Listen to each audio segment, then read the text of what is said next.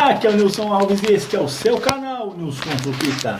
Iniciando para vocês mais um vídeo, isso mesmo. Hoje é sexta-feira, o dia mais esperado da semana chegou. E de um feriado prolongado aí do 15 de novembro. Mas tudo bem, o assunto que eu vou falar hoje, porque eu vou fazer o meu segundo vídeo. Fiz o primeiro vídeo falando do Brasil e Argentina e hoje... E esse outro vídeo eu vou falar de um grande evento que vai acontecer no final de semana aqui em São Paulo.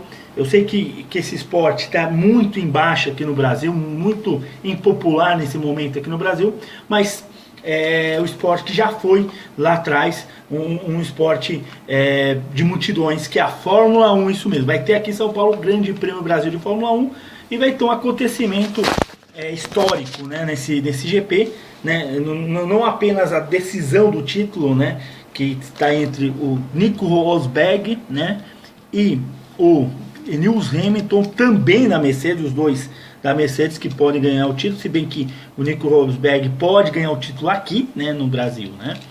Mas Felipe Massa irá se despedir da Fórmula 1 no final da temporada. Essa é a penúltima prova da temporada. Então ele vai se despedir em Interlagos, o lugar que quase, em 2008, quase foi campeão mundial, né? Pô, nossa, foi uma... que eu lembro daquela corrida de 2008, que ele tinha ganhado a corrida, ele precisava ganhar, aí tinha o Lewis Hamilton, que estava concorrendo, né, o título na época, e ele acabou perdendo o título porque um piloto na época da antiga Toyota, né, chamado Tim Lucroc, estourou o pneu, aí ele ficou para trás e o Lewis Hamilton ultrapassou ele, ficou entre terceiro, quarto e tirou o título do Felipe Massa. Aquilo foi nossa, sabe, que ducha de água fria. Mas fora isso ele ganhou várias etapas e sobretudo duas etapas aí do Grande Prêmio do Brasil. Ele é um piloto importante, ele começou em 2002, ele foi da Sauber, depois ele ficou uma temporada só correndo, depois ele foi para piloto de teste da Ferrari, ficou lá até 2006, né? Com a saída do Rubinho, ele assumiu aí o lugar do Rubinho na Ferrari. O Rubinho ficou entre 2000 a 2006, aí 2005. Aí ele começou, isso a pedido do Michael Schumacher, por sinal. Foi daí que ele começou a crescer, só que depois da saída do Schumacher, ele começou a ter problemas de relacionamento dentro da Ferrari e tal, teve umas treta aí. E ele acabou perdendo espaço da Ferrari, ficou lá até 2013, né? Depois a partir de 2014 tá no Williams.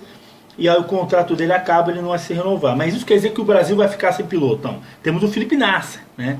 Que vai mudar, vai para a Force India. Ele estava na Sauber, vai para a Force India. Pelo menos temos um brasileiro aí disputando, né? Mas a Fórmula 1, na minha opinião, ele não está, a sensação é que a Fórmula 1 não está em baixa no Brasil, né?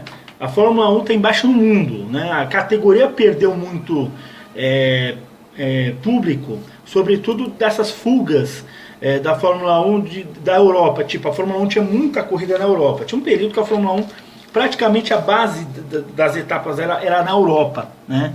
Era, por exemplo, tinha muita prova, tinha duas provas na França, tinha duas provas na Alemanha, duas na Itália, tinha em países como Holanda, tinha prova em tudo quanto é país na Europa. Isso foi mudando porque a ganância da gerência da Fórmula 1, né, preferiu as granas que vêm da Ásia. Então começou aí de um tempo para cá, prova na China, prova na Malásia, nada contra esse país, Bahrein, que eu comecei a conhecer o Bahrein por causa da Fórmula 1, antes eu não sabia detalhadamente o Bahrein, né, conhecia apenas em mapas e bandeiras apenas. País como Singapura, que acabou com a grana, acabou indo para a Fórmula 1. Então a Fórmula 1 está indo para mercados onde os patrocinadores lá dão dinheiro pesado para a FIA, né? E curioso que isso, o torcedor na Europa começou a enxatear com a Fórmula 1. Então a Fórmula 1 perdeu muito público na Europa. Então os grandes prêmios na Europa não é aquelas monstruosidades de público que era a autora, né? Lá atrás, na época dourada da Fórmula 1, na época de Ayrton Senna, de Alain Prost, de Mansell, aquela época de ouro da Fórmula 1, que eu acho que pode voltar se a Fórmula 1 parar de ser gananciosa. Nada contra coisas nesses lugares. E no Brasil, né? O Brasil ela tem uma tradição. O Brasil, fora da Europa, na minha opinião, é o país mais tradicional na Fórmula 1, né? Fora além do Brasil, o Japão também é tradicional, né? Porque o Japão, ele acabou... Japão, eles não foram para lá, não para o Japão, não para a Austrália, por causa de grana. Né? Grana foi para a China, foi para Bahrein, para a Índia, para esses países. Japão, Austrália e Brasil são países aí que são apaixonados pelo automobilismo. E o Brasil é um país aí máximo aí no automobilismo, fora da Europa.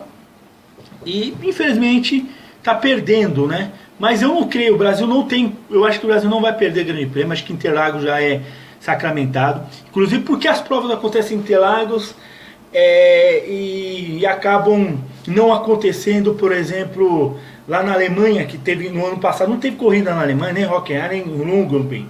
Tem países como Portugal não tem corrida, porque na Inglaterra é difícil negociar uma corrida de Silverstone e às vezes sai a corrida de lá. Na Itália não tem mais eu vou explicar. O autódromo aqui no Brasil, por enquanto, ele é da prefeitura.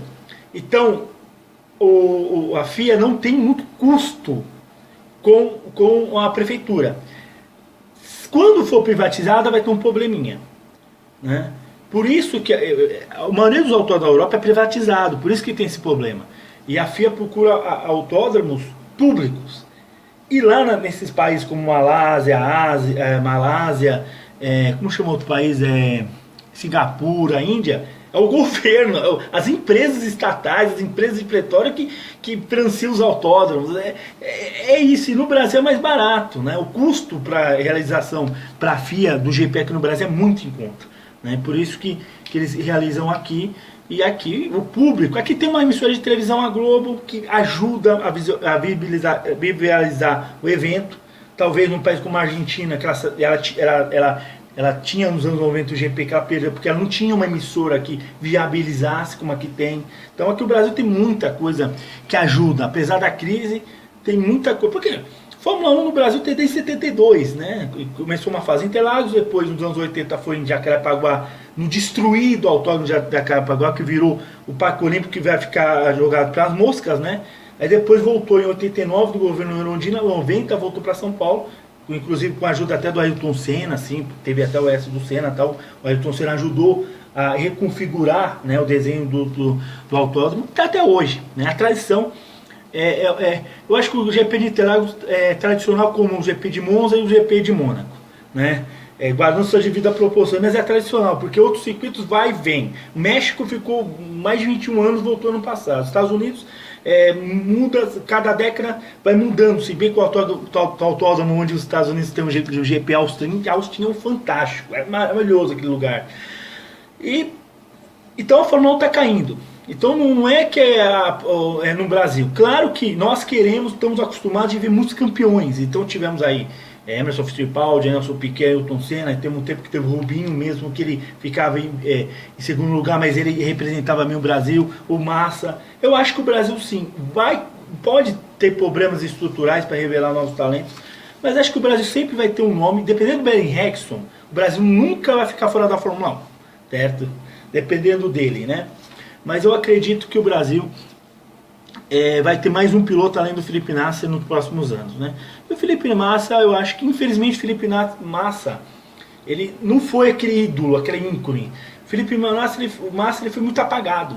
Ele foi muito apagado, eu não sei o motivo na qual o Felipe Massa foi apagado, muito apagado. O Rubinho era mais carismático que o Felipe Massa. Eu não sei se o acidente que ele teve em 2000, eu não sei, dizem que ele é muito arrogante, né? Mas eu não estou aqui para julgar porque eu não conheço ele, né? Eu não vou também basear nesses jornalistas aí de esportes aí que é muito sensacionalista. Bom, então esqueci de falar do importante, né? Como vai ser a final do campeonato. É o seguinte, o Nico Rosberg ele tem que ficar em primeiro lugar e o Lewis Hamilton tem que ficar atrás dele. O Nico Rosberg ficando na frente do Lewis Hamilton, o Nico Rosberg é campeão mundial pela primeira vez. Simplesmente é essa o cálculo do título. Sabemos que a Mercedes é campeã de construtores, vai ser campeã de pilotos. E outro detalhe, o Nico Rosberg é filho de Keke Rosberg, que foi piloto daquela época de ouro da Fórmula 1 dos anos 70, 80, nos anos 70, 80 e 90 foi a época de ouro da Fórmula 1, né? E o Lewis Hamilton tá tentando o seu terceiro título, né? Terceiro ou quarto título, né? Por aí, eu perdi a conta. Sei que o primeiro foi em 2008, ele ganhou ano passado. Bom, abraço para vocês, que Deus esteja no coração de vocês. Espero que esse final de semana seja abençoador.